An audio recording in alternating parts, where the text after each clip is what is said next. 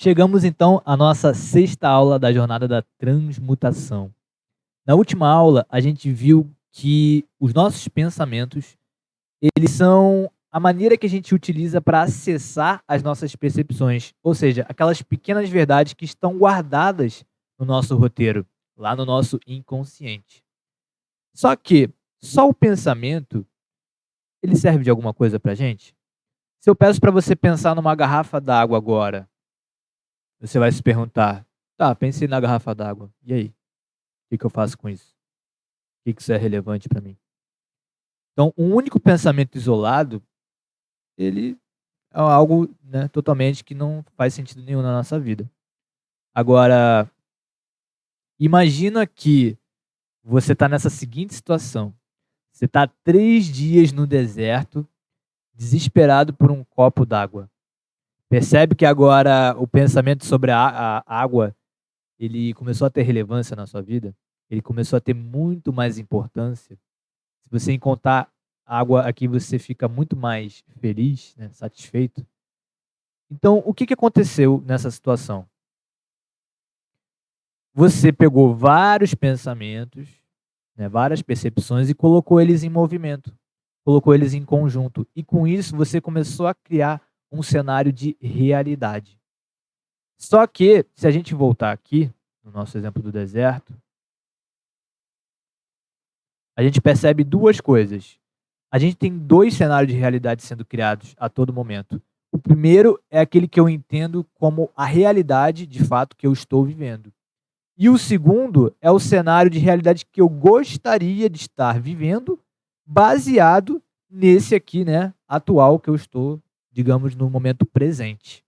Então, eu tenho aqui como se fosse um cenário futuro, desculpa, eu tenho aqui como se fosse um cenário presente, que eu estou no deserto, e baseado nessa realidade, se ela é boa ou não para mim, eu projeto um cenário futuro de realidade.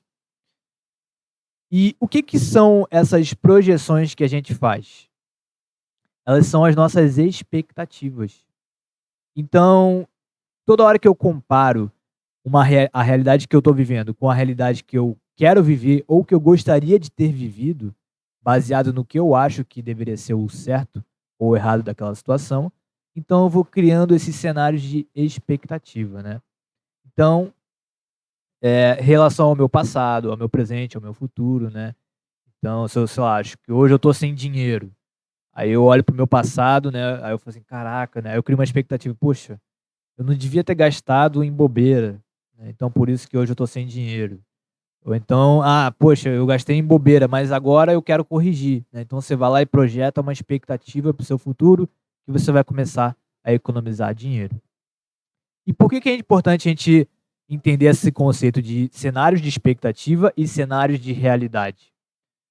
Porque é exatamente através deles, dessa comparação dos 2, que a gente cria as nossas emoções. A emoção, o controle emocional, nada mais é do que saber gerenciar a sua expectativa com a sua realidade. Eu não sei se você conhece, mas se você não conhece ainda, coloca no Google ali tem aquele meme, né, acho que é o meme do hambúrguer, que ele faz assim, expectativa versus realidade, né. Aí a expectativa era que o hambúrguer fosse bem bonitão, aí quando ele chega é aquele hambúrguer todo, né, todo deformado. Então esse meme, por mais engraçado que ele seja, ele nos traz muito esse conceito da emoção. Porque se você cria uma expectativa que ela está muito longe da realidade, né, e aí quando chega na real você vê que não era aquilo, aí você cai do cavalo, você realmente tem um choque de realidade. Então, vamos entender isso aqui que eu trouxe de exemplo. Voltando ao exemplo do deserto, a gente tem o quê? Qual que é o cenário de realidade que a gente está vivendo? Estamos no deserto há 3 dias sem beber água. A partir desse cenário de realidade que eu estou vivendo, eu vou projetar os cenários de expectativa que eu quero viver, né. Então, se no cenário um eu encontrar água durante as próximas 24 horas, como que eu vou me sentir? Vai ser um cenário bom, eu vou me sentir levemente feliz, né. Então olha só, essa distância aqui, ela vai determinar o grau de felicidade que eu vou ter. Agora imagina que eu encontrei, ao invés de encontrar só água, eu encontro água comida e roupa. Percebe que, baseado naquela realidade que eu estava vivendo, eu vou ter um grau muito maior de felicidade.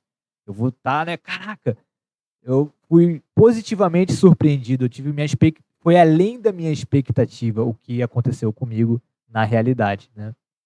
Agora, é claro que também poderia acontecer algo de ruim, ou seja, eu tô no deserto e em um dia eu não achei água. Então isso é um cenário ruim, por quê? Porque a partir desse cenário aqui que eu projetei de expectativa, eu acho que eu vou morrer, meu Deus, eu fico desesperado, eu tô mais perto do caixão, né.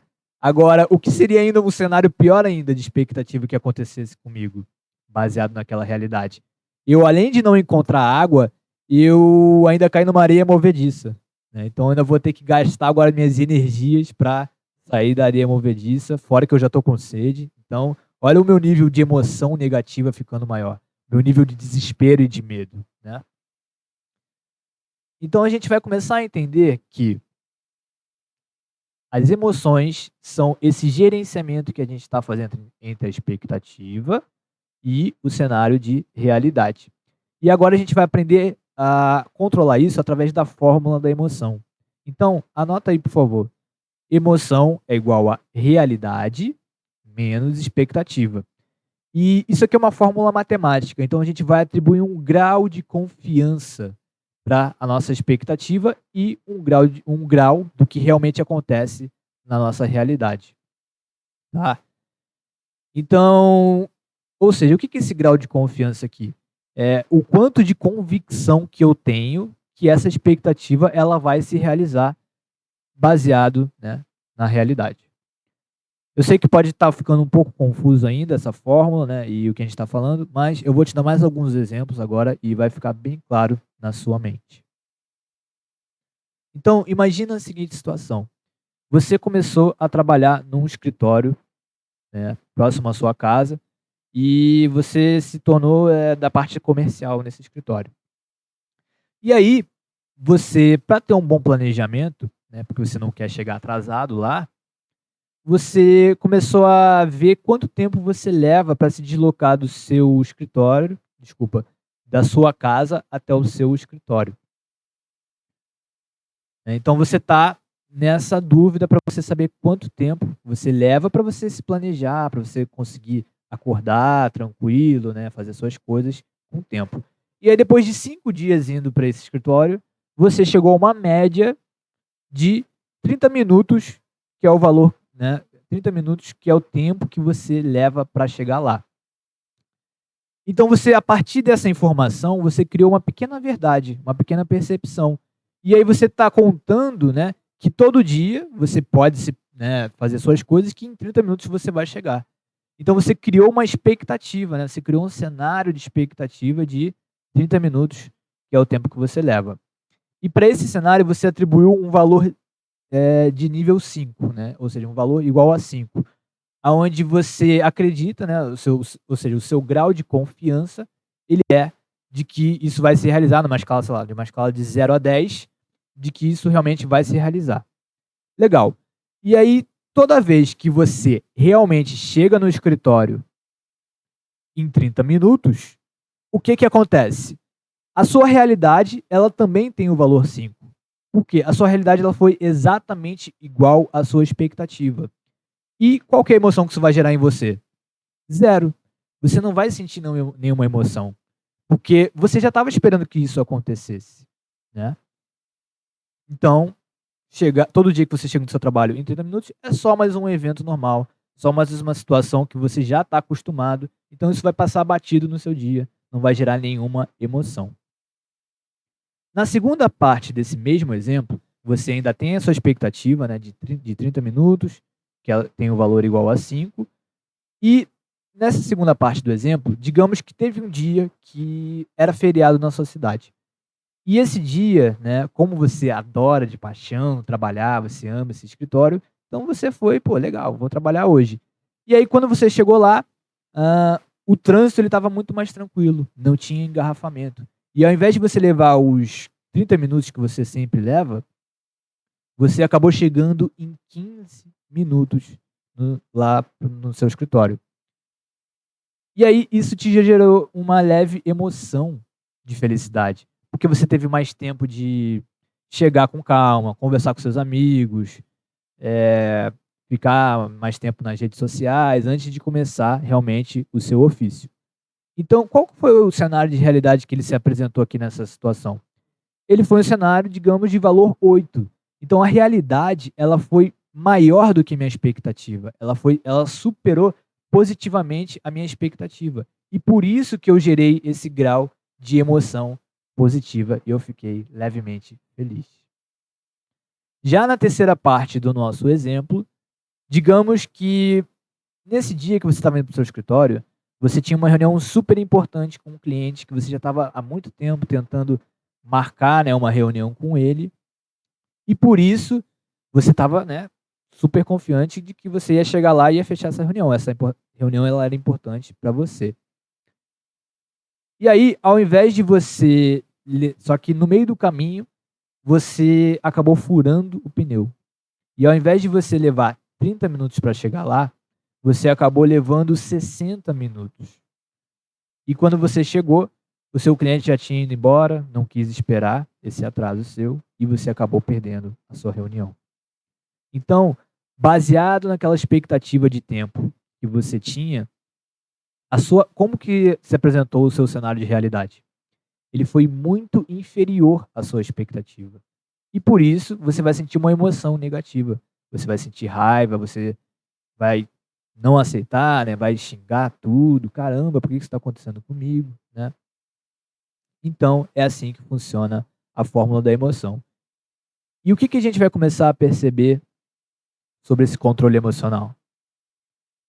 Que nessa fórmula, né, na prática, na nossa vida, o que a gente consegue controlar para ter um melhor equilíbrio emocional é a nossa expectativa. Porque é o que eu acho que deve acontecer, que é o que eu tenho 100% do controle. Porque a realidade, na maioria das vezes, eu não vou ter o controle de tudo. Eu não consigo controlar se vai ter um engarrafamento hoje. Eu não consigo controlar se o cliente ele vai aceitar a proposta de venda. Percebe que quando a gente tenta controlar coisas que não estão ao nosso alcance, a gente começa a ter as emoções negativas, as emoções de raiva. Por quê? Porque é esse desejo de controlar o que não está ao nosso alcance de controle. Então essa é a nossa aula e na próxima a gente vai ver como que isso, né, vai começando a se somar a outras estruturas da nossa mente e vai aumentando essa sensação de o que é realidade ou não.